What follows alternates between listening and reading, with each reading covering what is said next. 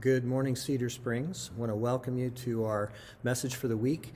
We are in various states of adjustment in the new environment that we're facing. Wanted to talk to you this morning about something really pertinent to the conditions that we're experiencing right now.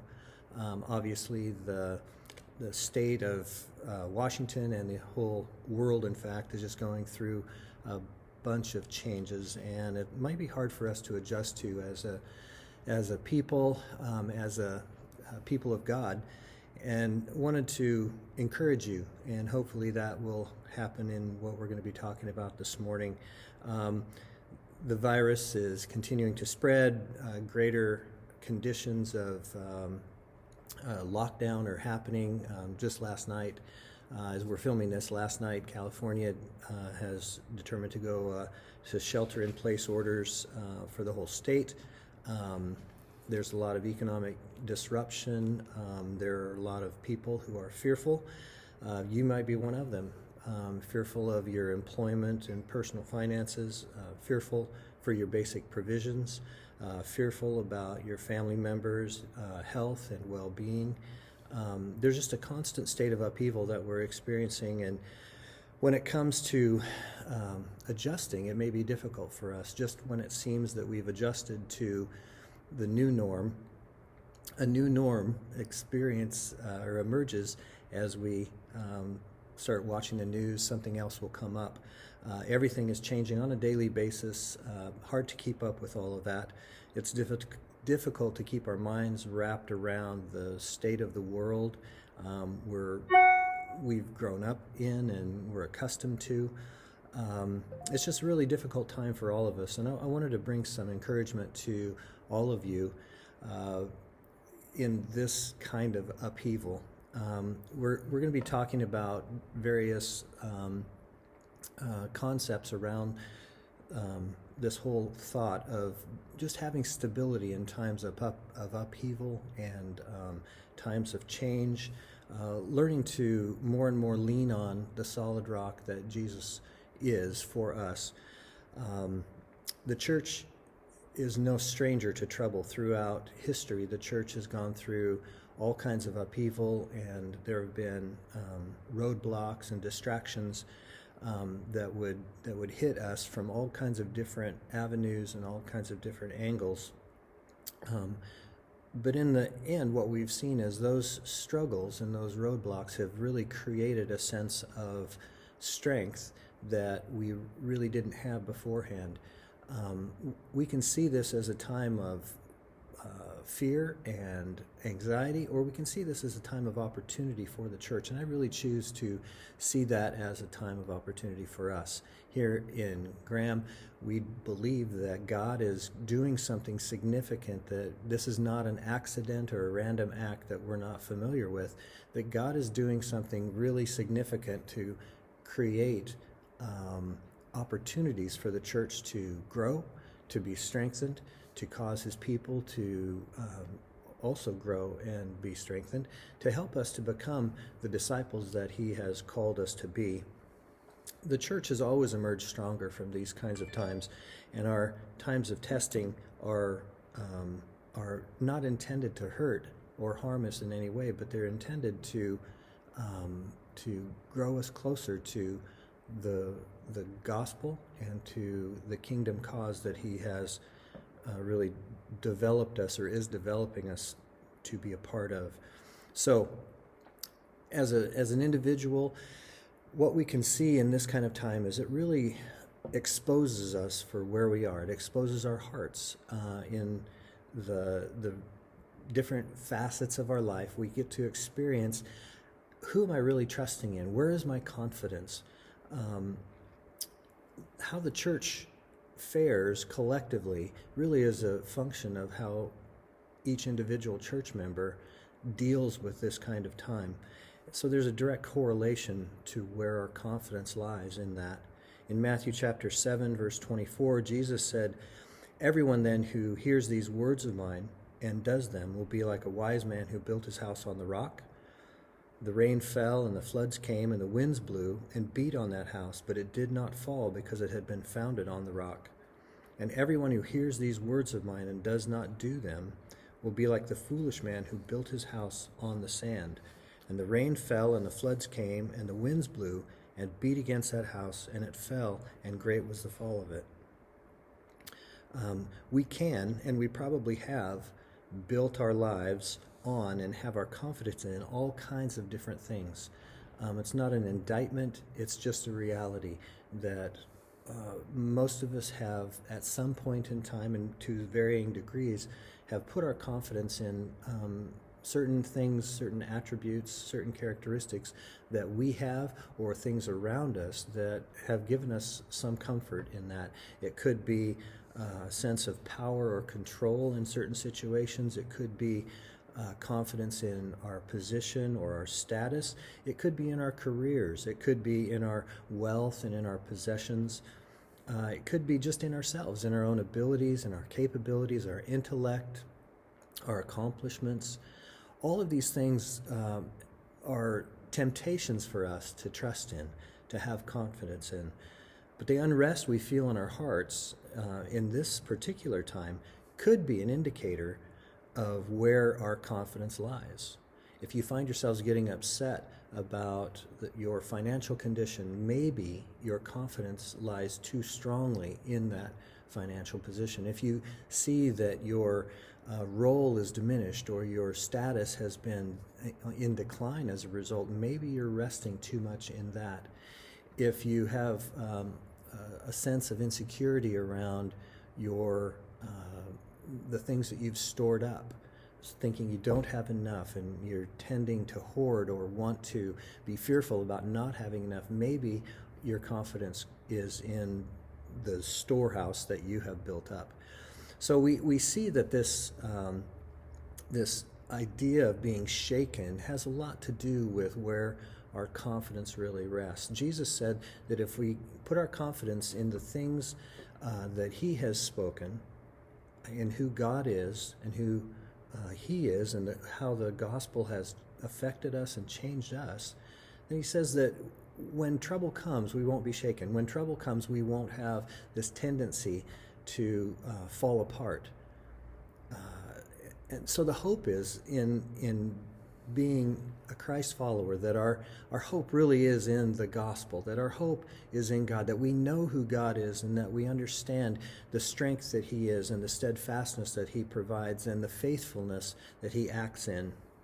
Our confidence in these uncertain times just cannot be placed in the different practical things that are around us. If we put our trust in our hand sanitizer to protect us, we're probably going to be at some point disappointed, or we're going to freak out because we lost our hand sanitizer. If we could have confidence in the fact that we're taking all measures as precautions to protect ourselves, and which is always good and always wise to do that. But if that's where my basic confidence lies, then I'm going to be insecure about that. I'm going to have different things that arise in my day that might create some sense of anxiety as a result of, oh no, am I isolating enough, or are there people around me who are going to give me this thing? My confidence can't be in my own measures and my own precautions. My confidence has to be in who God is. Whether times are good or times are bad, my confidence has to be in who the Lord is. David in the Bible was no stranger to chaos and unsettling situations, both in his personal life and in his nation. The Psalms express his confidence in the goodness and the steadfastness of God in several different places.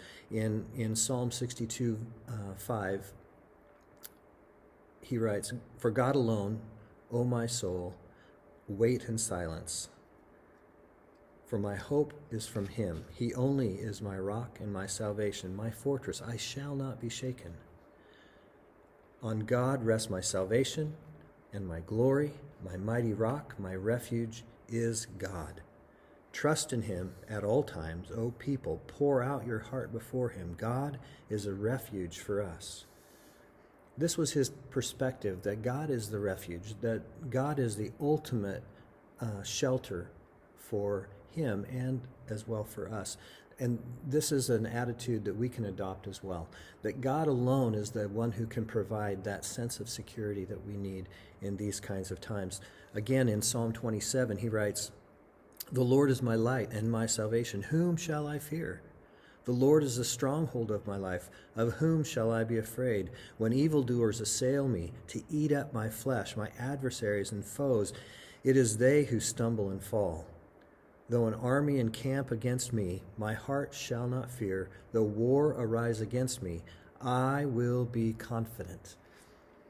So for you, where is your confidence? Can you be confident in these times? Can you be one who is resting assured of the goodness and the faithfulness and the steadfastness of God? Or are you freaking out as a result of the situations around?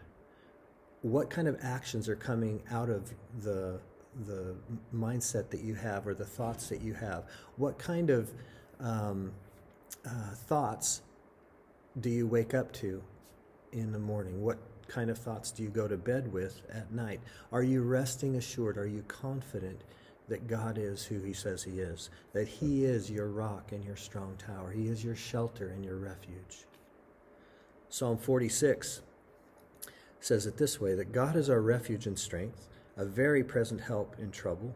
Therefore we will not fear, though the earth gives way, though the mountains be moved into the heart of the sea, though its waters roar and foam, though the mountains tremble at its swelling. There is a river whose streams make glad the city of God, the holy habitation of the Most High. God is in the midst of her. She shall not be moved. God will help her when morning dawns. The nations rage, the kingdoms totter. He utters his voice, the earth melts. The Lord of hosts is with us. The God of Jacob is our fortress. Come, behold the works of the Lord, how he has brought desolations on the earth. He makes wars cease to the end of the earth. He breaks the bow and shatters the spear. He burns the chariots with fire. Be still and know that I am God. I will be exalted among the nations. I will be exalted in the earth. The Lord of hosts is with us. The God of Jacob is our fortress. These words are so encouraging that we can have that kind of confidence, that to be able to say God is in control of all of this. There's nothing that surprises him in the midst of this crisis that we're going through. Even though we might feel a little unsettled in our hearts, that God is definitely in control. He didn't get surprised by any of the situations that arose. In fact, I believe that there could be great opportunity for the church in this time. It's not something that, oh no, we're not meeting on Sunday mornings, what are we going to do? I believe there's huge opportunity for our church and for all the churches in America to have this sense of rising up and becoming the people of God that he has called us to be. And so that God is exalted among the nations in this time is really important, and I think this is one of the great outcomes of this time that we're going through, that God can be exalted in our lives, in the life of the church, through the actions that we show to the community around us, that our attitudes just display a quiet confidence in the goodness of our God. Not a bravado that is fake or resting in our own strength, but a confidence just in the fact that God is exactly who he says he is, and that he will do exactly what he says he will do. That I don't have to be concerned, I don't have to be shaken, I don't have to be worried about that. I have total confidence in the fact that God is able to do all that he has said he would do. In Hebrews chapter 12, verse 28, the writer of Hebrews expresses it this way: "Therefore, let us be grateful for receiving a kingdom that cannot be shaken. And thus, let us offer to God acceptable worship with reverence and awe, for our God is a consuming fire." He's offered to us a kingdom that cannot be shaken. Things around us will be shaken. Things around us can be very unsettled, and we can, in our hearts, we can feel a lot of uncertainty. But God cannot be shaken. He is not going to be surprised by this. His decrees will be carried out. His principles and his underlying purposes will be accomplished. There's no mystery here. There's no wondering, oh, is God going to actually be able to do what he intended to do? Is God able to fulfill his promises? There's absolutely no concerns in the heart of one who has built his house on that kind of rock, that God is able to perform all that he promised. Once again in Psalm verse 96, or chapter 96, he says it this way, "Oh, sing to the Lord a new song. Sing to the Lord all the earth. Sing to the Lord, bless his name, tell of his salvation from day to day. Declare his glory among the nations, his marvelous works among all the peoples. For great is the Lord, and greatly to be praised. He is to be feared above all gods, for all the gods of the peoples are worthless idols. But the Lord made the heavens. Splendor and majesty are before him. Strength and beauty are in his sanctuary." The gods that we've erected, the gods of personal strength, the gods of finance, the gods of wealth, the gods of career, the gods of whatever we have elevated to that place of God in our life, those are going to be shaken. And these times they fall apart. Once those things are stripped away, we really are able to see what is the true God in my life. What we find is that if the Lord is the one that we've elevated to that place in our life, it will never be shaken. He will never be in a place of uncertainty. We'll never be in a place of uncertainty because we know who our God is, and we know that he is that God that cannot be shaken. Ephesians chapter 1 verse 13 says, "In him you also, when you heard the word of truth, the gospel of your salvation, and believed in him, you were sealed with the promised Holy Spirit, who is the guarantee of our inheritance until we acquire possession of it to the praise of his glory." We have this confidence because we have the Holy Spirit's presence in us. We know that God is performing his acts and his deeds as he promised it.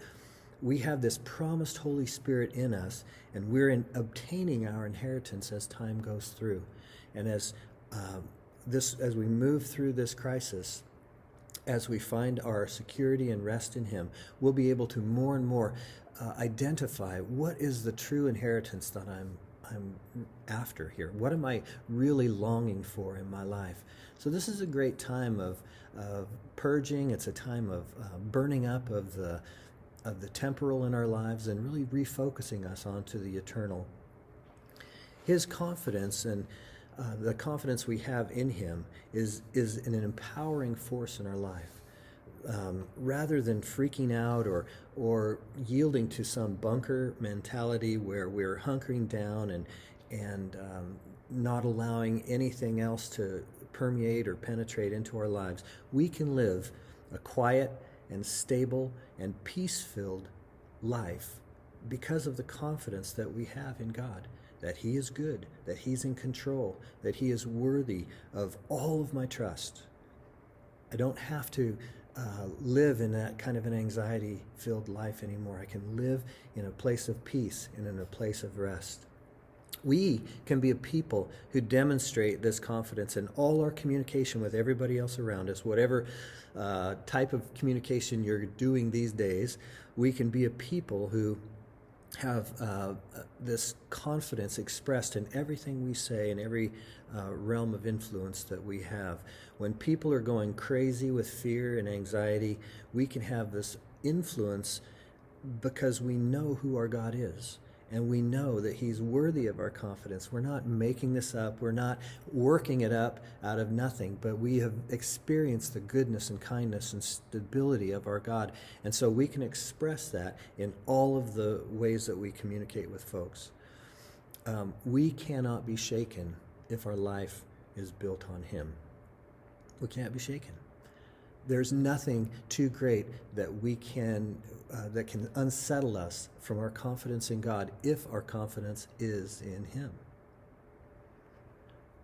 The scattered church, what we're experiencing today, the scattering of the churches that are we can't meet on Sunday mornings anymore, but we can still communicate. We can still be associated and connected for sure, but just because we're not meeting on a Sunday, it actually gives us some room to, and maybe even extra initiative to see the purposes of God and the Great Commission fulfilled. We see this happening all through church history. We see it happening in the New Testament as well in Acts chapter 8. This is shortly after the stoning of Stephen, the first martyr of the church. In verse 3 says that Saul was ravaging the church, and he entered house to house, dragging off men and women, and committed them to prison. Now those who were scattered went about preaching the word. There was a great persecution, a great time of unsettling in the church. We're not quite sure what's going on. How should we react to this? Should we hunker down? Should we hoard food and toilet paper? Should we do whatever we have to do to survive? What it says about the people then is it said they were scattered and they went about preaching the word of God. Now this is a great opportunity that we're living in right now. We can be scattered and isolate, or we can be scattered and preach the word. Not just in words, but we can also act in ways that illustrate and demonstrate the gospel of Jesus Christ. We've seen throughout history that the scattered church is a thriving church. The scattered church doesn't die. It actually does better. We've seen this in China. For decades, they were persecuted, have been persecuted, and had to go underground, and it never inhibited the growth of the church. In fact, the church in China is very, very strong and has grown in this time of persecution. And I think that's just a very practical illustration of what God can do in times like this. When times get hard, when we rest in and rely upon the good God that we serve, we can see that the church thrives. People are saved. That the acts of kindness and the acts that demonstrate who God is continue to go forth out of the people, and it causes a change in the lives of those who are observing. And the gospel increases, the kingdom extends. So I'm excited about that. It's not what we've chosen, but it's been thrust upon us, and so this is the time we live in, and this is the way that we should be viewing it, as an opportunity rather than this unforeseen, scary time. Let's just hunker down and hide away. Specifically for us as a church here at Cedar Springs, here's an update for you. If you're seeing this, you've been connected to some extent to either our website or our YouTube channel some way. So just wanted to give you an update and let you know where we are. For now, depending on the current state of what the state is allowing us to do and recommending that we do, we're meeting in groups of 10 or less in homes. We sent out, yesterday, we sent out questionnaires to everybody that was on our contact list. If you did not get one of those questionnaires, then you're not on our contact list, and we would love to have you on that list. On that questionnaire is our questions such as, do you want to attend a group, or do you want to host a group? For those of you who question whether that should be happening or isn't happening or whatever, that's up to you. If you want to meet in groups of 10 or less, that's great. If you don't, we totally respect that and totally understand that. For now, we can do that. It may be that in the next week or so things change and we go to a place where everything will be shelter in place around here. We don't know, but that could very well happen. It's happening in other states right now. If you did not get contacted by us, please let us know that you didn't get contacted, and we'll update our contact list and get you informed. You can always stay in touch with what's going on in and around Cedar Springs through our website, cedarspringsnw.com. And if you go there, and you could even do cedarspringsnw.com/daily, and that will have updates on a regular basis. On that site, you'll find daily devotions. We're going to have each of the elders putting out a daily devotion once a week, and so all 5 days of the week you will have some feedback from one of the elders of the church. We'll also do these weekly sermons. We'll also be giving out any announcements that need to be made. If you or anyone you know has need of anything, please get a hold of us. Our Harvest House food pantry is operating at full capacity. We actually have extra food that the different distributors have given to us because they know these are going to be times of need. So if you need food, for sure we have access to a lot of food. Just get a hold of us. If you have any other kinds of needs, if you have need of transportation or any kinds of practical needs, you need help around the house or whatever, we might be able to help you out with that. So get a hold of us and let us know that kind of thing. This is the time for the church to live out the Great Commission. We can become his hands and his feet and the voice of Jesus in these days. How we treat one another will speak volumes to the world around. That we would put compassion above our own fear, that we would strive to see needs met in the lives of our neighbors and friends around us. I think it's going to speak so loudly to the people that are observing us, looking for some kind of answer in their own life. So God has given us a great, amazing opportunity to live out our faith, and we can do that in lots of different ways. I want to just throw out a few examples. These are not original with me, but these are just some examples of what other people are doing right now, and I think they could be played out here in our community just as well. We could provide childcare for healthcare workers whose kids are out of school. We could prepare meals for children and families in need. We can walk a dog for an elderly neighbor. We can offer to pick up food and supplies for those who are most at risk.